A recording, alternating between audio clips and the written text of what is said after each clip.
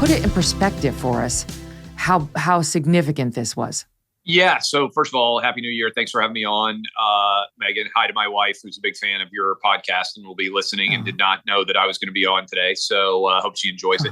But look, I was like a lot of football fans out there all over the country. Putting this into context, the Cincinnati Bengals, the Buffalo Bills, two of the best teams in the NFL this year. And they are fighting for first place in the NFL playoffs. This is a Monday Night Football game.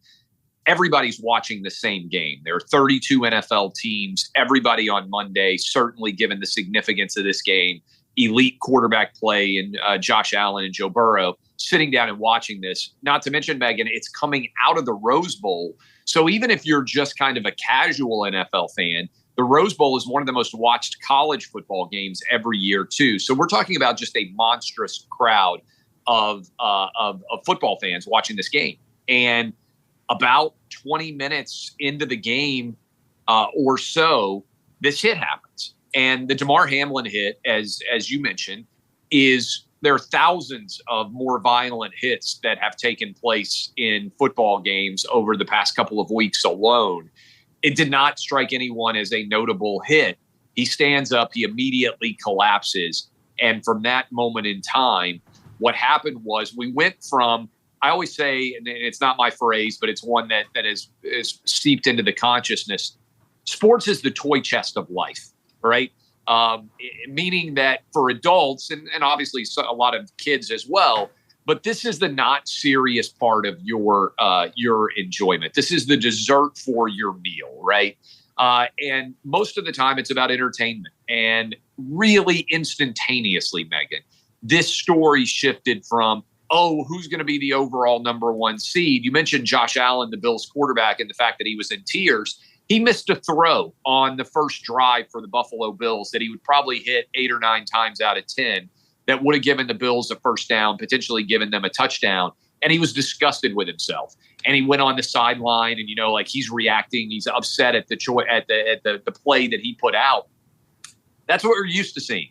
And then to see the pivot go from, hey, sports is a serious thing to the guys on the field to a truly life-altering, life or death situation is frankly something we haven't seen, Megyn. And I've never, and I watch a lot of football, I have never seen a situation like this where CPR has to be given and a player has collapsed, as happened with Damar Hamlin. We've seen serious health instances. Usually those are a guy, you worry that he maybe got paralyzed because he led with his head, and the way that the hit happened, you watch it and then they come out and they immobilize his head and they put him on a stretcher and they may even take him off on an ambulance. That's relatively rare, but we've at least seen it. I've never seen, in my experience as a sports fan, CPR being performed like that on a player that might well have been dead. But I think we got to give a lot of credit to the medical community, the trainers, the doctors on the sidelines who all rushed in and were able to give immediate life-saving, potentially, treatment to this player where we frankly, usually you're having a guy run out because you're worried about whether or not he has a knee injury or has he injured an arm or a leg. And here you have a life-saving process. I'm sure more details will come out about the treatment that he received in the days and the hours ahead. We are learning a little. We're learning a little, Clay. So if as they now say, he was in cardiac arrest and his heart was not beating, he was not alive. They resuscitated him. Those medical personnel brought him back. And we are learning now that they did use a defibrillator on him, or at least that one was present on the field. Thank God. Thank God. Those things are such lifesavers. There would be no excuse not to have it in this situation. But I will say this, the NFL apparently has an emergency plan, and it worked. This is how it is. Each week, the league runs through its emergency action plan with all 32 clubs. Every stadium rehearses a medical situation just like this one annually. The plan is also brought up at the pregame meeting between the coaches. Part of that plan involves having a level 1 trauma center nearby in every home market. And it calls for an ambulance in each stadium, as well as a doctor who can handle severe medical problems like cardiac arrest. And that would, of course, include a defibrillator. And there was a a doctor, a Miami-based cardiologist named Bernard Ashby, who was tweeting about this last night, Clay, and he said the video, from a cardiologist's perspective, resembled commotio cordis, a phenomenon that occurs when a sudden blunt impact to the chest causes cardiac arrest. Timely defibrillation is life-saving and prevents anoxic brain injury because, of course, the longer your brain goes without oxygen, which is what happens if your heart is not beating, you have brain damage, even if they can bring you back. But it sounds like within 4 minutes, the ambulance was on the field. 4 to 6 minutes, the ambulance was on the field. The doctors were on the field. Even before that, I'm sure they brought the defibrillator as soon as they realized his heart was not beating. So, I mean, this guy, if there's a bright side, got the very best medical care you could get in the circumstances. Yeah, and that medical condition you're referring to, Megyn, assuming that ends up being what occurred, it happens incredibly rarely, but it usually has happened occasionally in sports where basically like a ball or it's happened in hockey with a puck. It happens to strike the heart region right at the exact moment where this crippling, can occur. And maybe that's what happened with the hit. It got delivered. Again, it's incredibly rare, almost never happens. But as you mentioned, of all the places that it could happen for an athlete, there probably is not a better place in the United States in terms of having a team of people ready and able to assist you and potentially save his life. And we hope short of being in a hospital, this is the best, case scenario.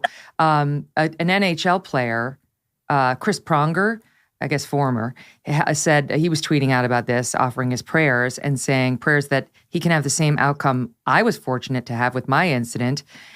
He had something happen, let's see, I'm trying to get the exact, we have the video, but it happened in 1998 during a playoff game between the St. Louis Blues and the Detroit Red Wings. And this guy played for the Blues. He took a slap shot to the chest, continued to play a couple seconds, and here we have video of him going down. Same thing, it caused cardiac arrhythmia, which interrupts the normal pulsating of the heart. He was told he was unconscious for 20 to 30 seconds. In that case, it was Mother's Day. His parents were in the stands. He was taken off the ice into the hospital. Spent that night at the hospital. He was back in the Blues lineup 2 nights later. So it was obviously less dire. But here, too, Damar Hamlin's family was in the stands, watched him go down, we're told, to get into that ambulance.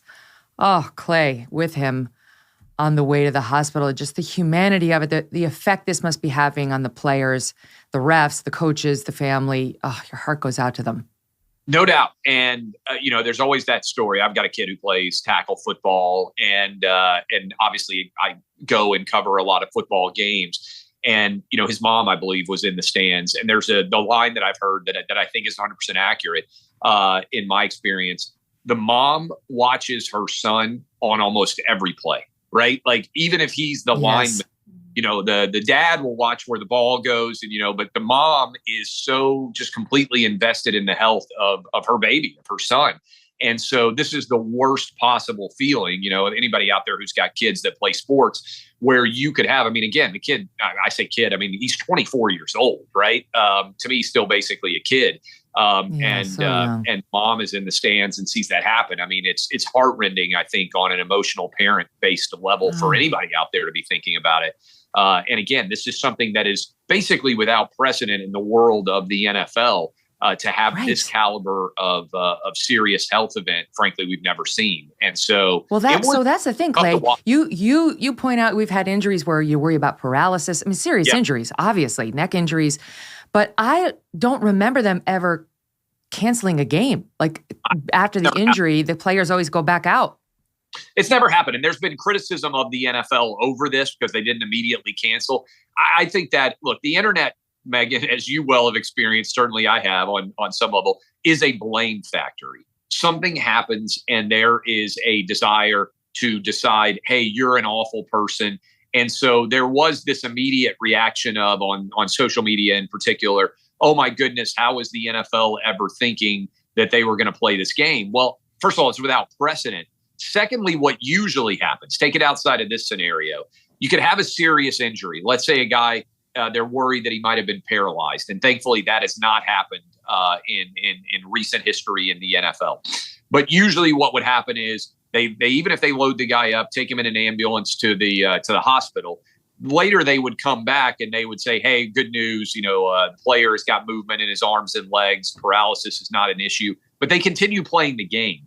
And so my bet here is that the NFL was thinking, hey, they're going to be able to handle the medical issue on the field.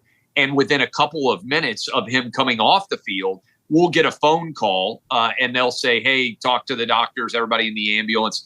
He's going to be fine. Let everybody know on the field that he's going to be okay. And we'll go back and we'll finish the game. That's what usually happens almost without fail. That obviously was not able to be the case in this situation. I'm hopeful that we'll get information later that he's going to be okay and that maybe it's just like the hockey player and that he's going to be able to go back to his normal life. It's a new year, so let's make 2023 all about a new you. Thanks to Genucel Skincare, you can look 5, 10, even 15 years younger. During the Genucel New Year's clearance event, save over 70% off. 70! Genucel's most popular package, all their best stuff to take care of all your skincare needs. See yourself with those fine lines, forehead wrinkles, sagging jawline, dark skin marks, skin redness, and even those under-eye bags gone right before your eyes. You really can make a big difference on these things. Genucel works for women and men, and it's safe for all skin types and perfect for skin of any age. With its immediate effects product, Genucel will promise results to you that will make you smile, guaranteed, or 100% of your money back. Right now, Genucel's top-selling hyaluronic acid serum is included absolutely free in every one of their most popular packages. Enjoy maximum skin hydration for a more youthful appearance. Go to Genucel.com/MK60 and enter MK60 at checkout. Every order automatically upgraded to free shipping for the new year. Don't wait. Go to Genucel.com/MK60. GENUCEL.com/MK60. Hey, thanks so much for watching. If you like what you just saw, hit the subscribe button for more clips and full episodes.